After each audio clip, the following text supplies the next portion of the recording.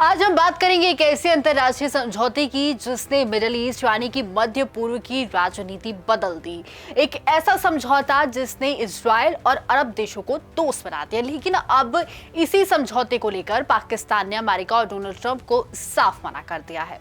पाकिस्तान के रक्षा मंत्री ख्वाजा आसिफ ने कहा है कि हमें अब्राहम अकॉर्ड्स मंजूर नहीं है। सवाल ये है कि आखिर अब्राहम अकॉर्ड्स है क्या, इसमें ऐसा क्या हुआ कि अरब देश शामिल हो गए।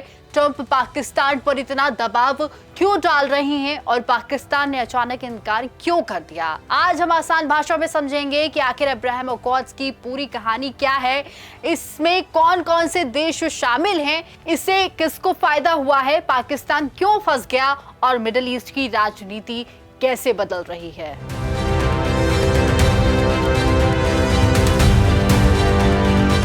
नमस्कार, बहुत स्वागत है आप सभी का प्राइम न्यूज का डिजिटल प्लेटफॉर्म देख रहे हैं आप। मैं हूं आपके साथ सिप्पी सोनी। अब्राहम अकॉर्ड्स आखिर है क्या? सबसे पहले जरूरी सवाल है, अब्राहम अकॉर्ड्स आखिर है क्या?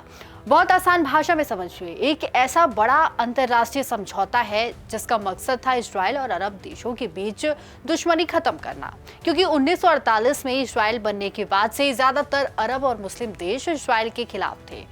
कई युद्ध हुए थे, तनाव रहा और इजराइल को बहुत से मुस्लिम देशों ने मान्यता तक नहीं दी थी। लेकिन फिर साल 2020 में एक बड़ा बदलाव हुआ जिसे नाम दिया गया अब्राहम अकॉर्ड्स। अब सवाल है कि इसका नाम अब्राहम क्यों रखा गया है? क्योंकि अब्राहम यानी कि हजरत इब्राहिम यहूदियों और मुसलमानों दोनों के लिए महत्वपूर्ण माने जाते हैं, इसलिए इसे शांति और मेल मिलाप का प्रतीक बताया गया।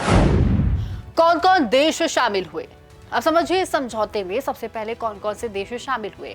2020 में शामिल हुए मुख्य देशों के नाम हैं यूएई, बहरीन, सूडान, मोरक्को। इन देशों ने क्या किया उस पर भी नजर डालते हैं।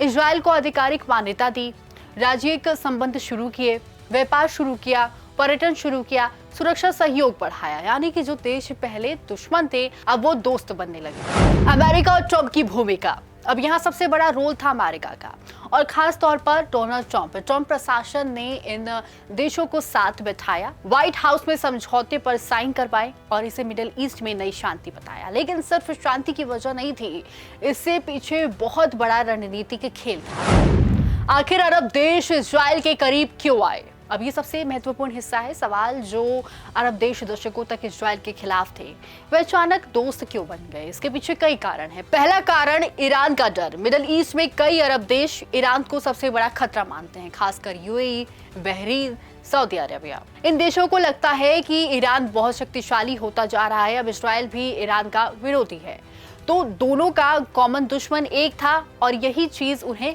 करीब ले गई है। दूसरा कारण टेक्नोलॉजी और सुरक्षा। इजराइल टेक्नोलॉजी में बहुत आगे है, जैसे कि एआई, साइबर सिक्योरिटी, ड्रोन, कृषि तकनीक, पानी प्रबंधन।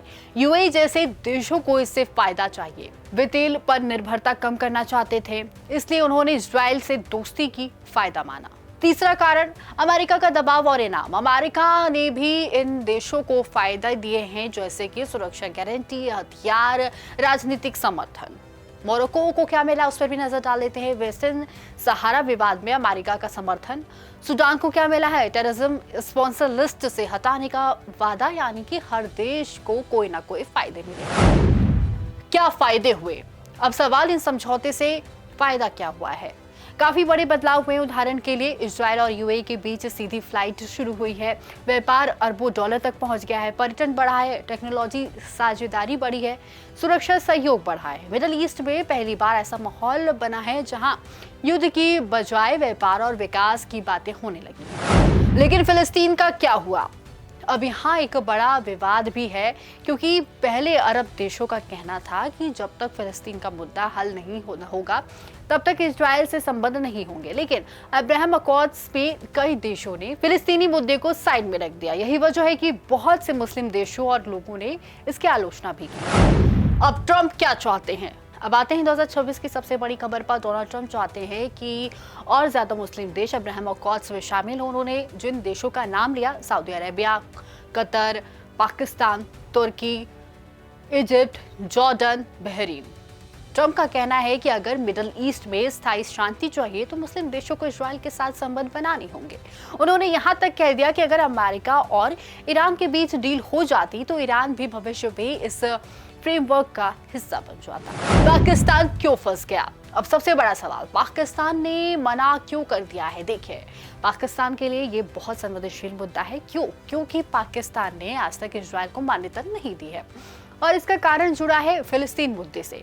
पाकिस्तान का पुराना रुख देखें तो पाकिस्तान का कहना है कि जब तक फिलिस्तीनी को अलग देश का दर्जा नहीं मिलता वो इजराइल को नहीं मानेगी, यानी कि 2 स्टेट सॉल्यूशन जरूरी है। ख्वाजा आसिफ ने क्या कहा? पाकिस्तान के रक्षा मंत्री ने साफ कहा है कि यह हमारी मूल विचारधारा के खिलाफ है। उन्होंने कहा है कि हम उन लोगों के साथ कैसे बैठ सकते हैं जिन पर एक दिन भी भरोसा नहीं किया जा सकता। उन्होंने ये भी कहा है कि हमारे पासपोर्ट में भी इजराइल का नाम नहीं होता, यानी कि पाकिस्तान ने साफ संकेत दिया है वो फिलहाल अब्राहम अकॉर्ड्स में शामिल नहीं होगा। पाकिस्तान की मुश्किल क्या है? लेकिन यहाँ पाकिस्तान की समस्या भी समझिए। एक तरफ से उसे अमेरिका और ट्रंप को नाराज नहीं करना, वहीं दूसरी तरफ अगर वो इजराइल से संबंध बनाता है तो उसे घरेलू विरोध का सामना करना पड़ सकता है। इसलिए पाकिस्तान फिलहाल ना कहता हुआ नजर आ रहा है। आज की स्थिति क्या है उस पर भी नजर डाल लेते हैं। यूएई और इजराइल के संबंध काफी मजबूत हैं। मोरक्को भी करीब आया है, बहरीन भी सहयोग कर रहा है, सूडान का मामला भी अधूरा है। हालांकि 2023 और 24 के गाजा युद्ध के बाद तनाव बढ़ा, लेकिन इन देशों ने समझौते नहीं तोड़े। तो पूरी कहानी का सार है कि अब्राहम अकॉर्ड्स सिर्फ एक शांति समझौता नहीं है, ये मिडिल ईस्ट की राजनीति का बड़ा बदलाव है। जहां पहले धर्म और दुश्मनी प्राथमिकता थी, अब कई देश सुरक्षा, व्यापार, टेक्नोलॉजी, राष्ट्रहित को ज्यादा महत्व दे रहे हैं। लेकिन पाकिस्तान अभी भी पुराने रुख पर कायम। उसका कहना है कि फिलिस्तीनी मुद्दा हल हुए बिना वो इजराइल को स्वीकार नहीं करेगा। अब देखना होगा कि अब भविष्य में पाकिस्तान अपना रुख बदलता है या फिर अब्राहम अकॉर्ड से दूर ही रहता है। ऐसे तमाम बड़े अपडेट्स के लिए प्राइम न्यूज के डिजिटल प्लेटफॉर्म को जरूर फॉलो करें। नमस्कार।